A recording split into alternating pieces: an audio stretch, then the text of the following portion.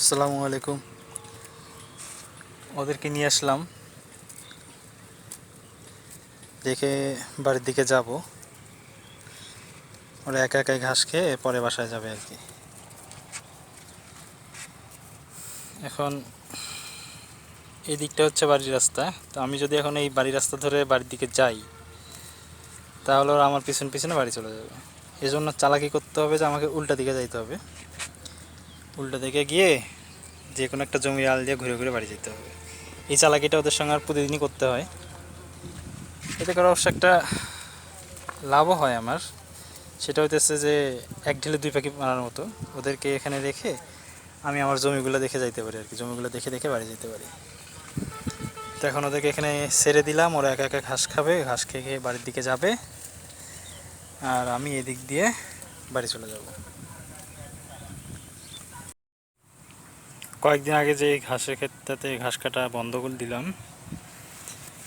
সেটাতে এই অংশটাতে ঘাস আবার বের হয়ে গেছে।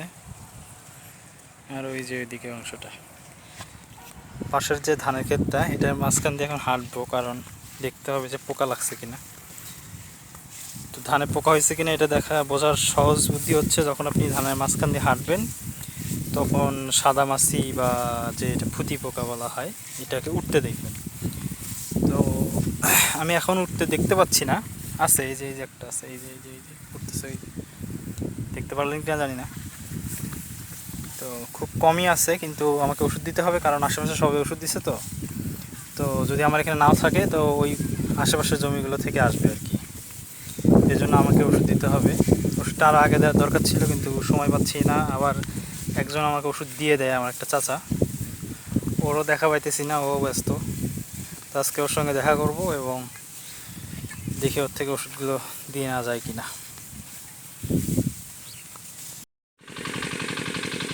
কয়েকদিন আগে এই জমিটাতে সার দিছিলাম, তো সেই দিনের থেকে ঘাসগুলো অনেক বড় হয়েছে। আবার ঘাসের কালার গাঢ় সবুজ হয়ে গেছে, তার মানে ঘাসে সারটা কাজে দিচ্ছে আর কি। দেখেন, সেদিন হাতের নিচে ছিল ঘাসটা, আজকে বুক পর্যন্ত চলে আসছে। ওই পাশে ওটাও বড় হয়ে গেছে। আর ওইটা কাটা বন্ধ করার পরে ওই যে আগের জমি যেটা ছিল ওই জমিটা কাটা বন্ধ করছি, তখন আবার এখানে কাটা শুরু করছি।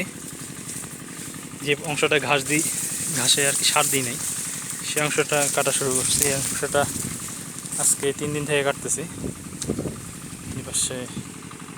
এপাশে কাটা শুরু হয়ে গেছে আর কি। এইটা শেষ হলে এই পাশটা, এই যে এই পাশটা, এই দুই পাশটা শেষ হলে আবার ওই জমিতে কাটবো, তারপরে আবার হচ্ছে এই জমির ওই পাশ থেকে কাটা শুরু করবো আর কি। তো এই হলো এখানকার অবস্থা। সেদিন যে বৃষ্টি পরে সার দিলাম, সেই সারটা কাজে লাগছে, কারণ গাছগুলো গাঢ় সবুজ হয়েছে। যখন গাছগুলো গাঢ় সবুজ হয়ে যায় সার দেওয়ার পরে, তখন বোঝা যায় যে আসলে সারটা কাজে লাগছে কি লাগেনি।